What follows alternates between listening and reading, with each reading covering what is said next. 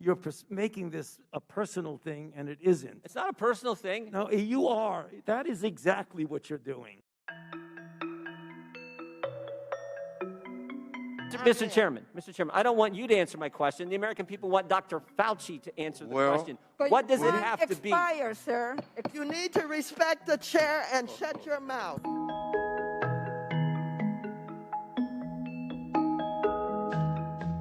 When do we get to the point? What measure, what standard, what objective outcome do we have to reach before Americans get their liberty and freedoms back?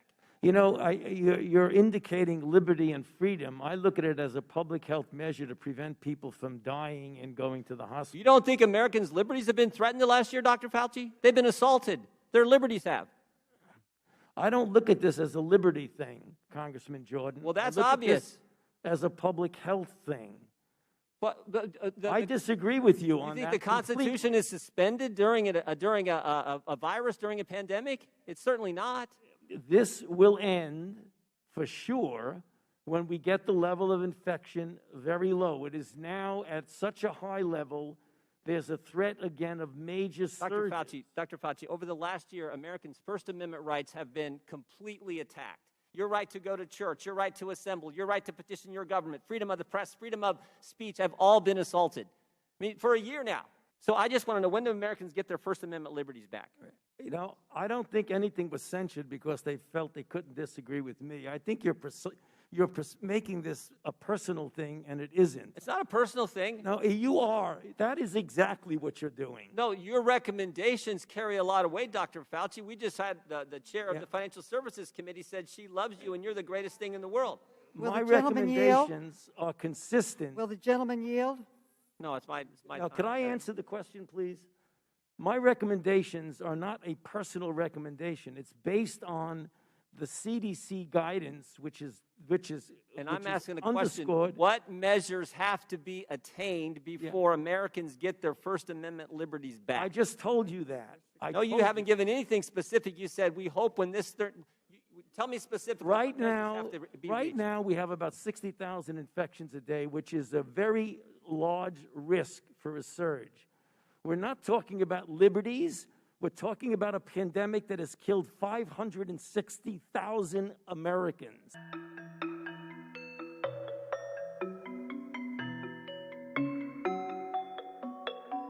Mr. Chairman, I don't want you to answer my question. The American people want Dr. Fauci to answer the question. What does it have to be? Sir. If you need to respect the chair and shut your mouth. Don't worry about this. We're going to handle this. And I think Mr. Jordan knows me very well.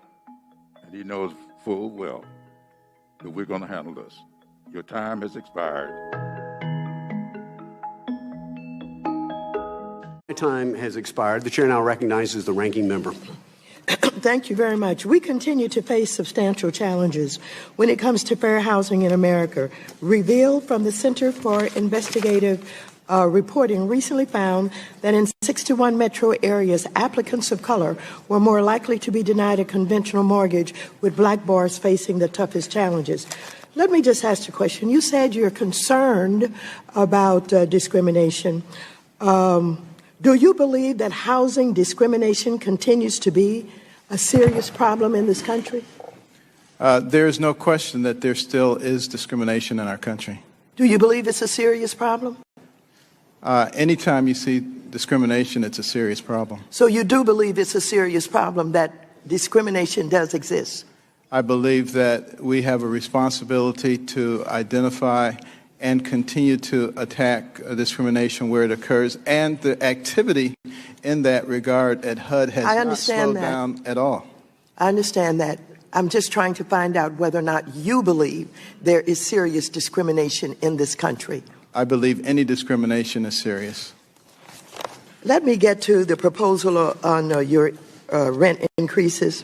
You released a proposal to drastically raise rents and impose arbitrary work requirements on low-income families. Many of us have heard directly from our constituents who are residents of public and assisted housing about how harmful this proposal would be for them and their families. But in a recent interview, you appeared to take a step back from this proposal, claiming, and I quote, "The reason we had to consider raising rents at all is because we're dealing with a $41 billion budget. Now that that budget has been changed, the necessity for doing that is not urgent," quote, unquote, quote. So before we get into some of the details of your proposal, I want to start by asking you, do you stand by your so-called quote, "Make an Affordable Housing Work Act" that would triple rents on the lowest income families? Are you here today to continue to urge Congress to pass this harmful proposal? Well, first of all, recognize that when you talk about tripling rents, you're talking about the minimum rent of $50. So that would potentially go up to $150. Yes, I'm talking about tripling. Relatively few people who are HUD assisted actually pay that. So that's been blown way out of proportion.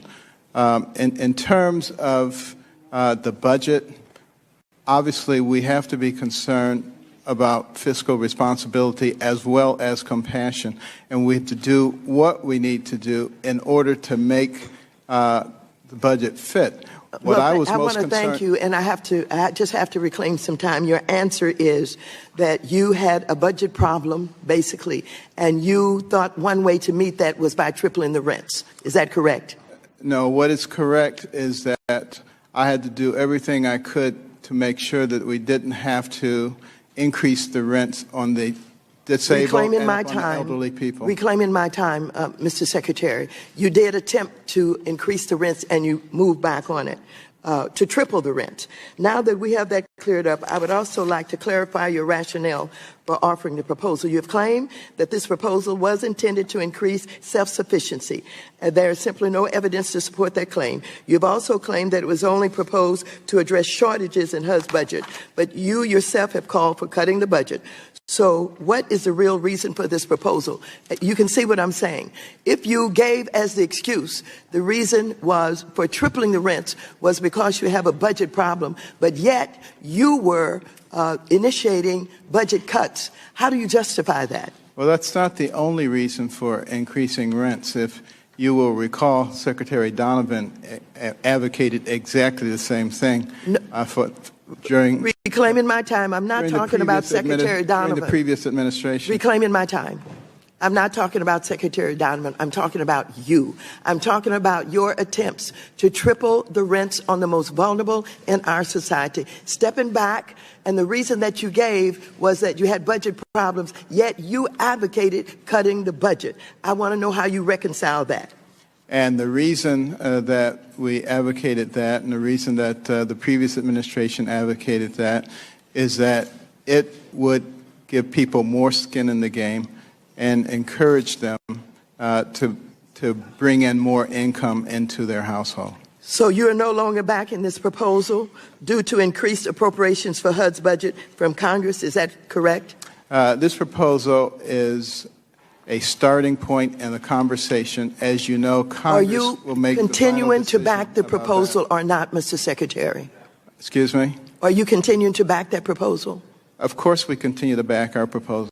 Oh, thank you. So, and you continue to advocate for steep cuts in HUD's budget. Is that right? I continue to advocate fiscal responsibility as well as compassion. I don't think the two things are mutually exclusive. Your so-called Department of Treasury has cooperated extensively with the Senate Intel Committee, with the House Intel Committee, with the Senate Judiciary Committee. Reclaiming my time. Okay. Reclaiming my time. Mr. Secretary, the time belongs to the gentlelady from California. Perhaps, Mr. Chairman, I don't understand the rules because I thought I was allowed to answer questions. Reclaiming my time. Would you please explain the rules and do not take that away from my time? We will give the gentlelady adequate time So what I read, Mr. Secretary, were statements of the ranking member and Democratic colleagues on how administration witnesses should be treated, not necessarily the way they will be treated. So the time belongs to the gentlelady from California, but I assure you majority members will allow you to answer the question when it is our time.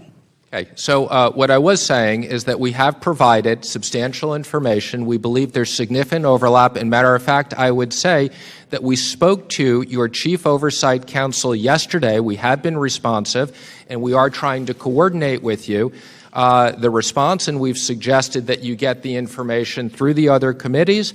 But I would like to emphasize we believe we've been very responsive. My time. And we'll continue to do so. Thank you very much. You left a message yesterday, or someone on staff left a message. No, we didn't leave a message. Reclaiming my time. Reclaiming my time. Reclaiming my time. You did not respond. You left a message. Let us keep going. If a bank identifies suspicious activity related to potential money laundering or sanctions violations by the Trump Organization involving Russian persons, would such a bank have a legal obligation to report it to FinCEN? Can you repeat your question, please? If a bank identifies suspicious activity related to potential money laundering or sanctions violations by the Trump Organization involving Russian persons, would such a bank have a legal obligation to report it to FinCEN? Yes. If a U.S. institution had any suspicious activity, they would be required to file a SAR, which would go to FinCEN. Thank you. If FinCEN received reports of suspicious activity involving potential violations of money laundering or sanctions involving President Trump, his immediate family, and associates, would FinCEN immediately share it with the Justice Department, Special Counsel Mueller, or other interested law enforcement officials? Or would you generally wait until you received a request from law enforcement for this type of information?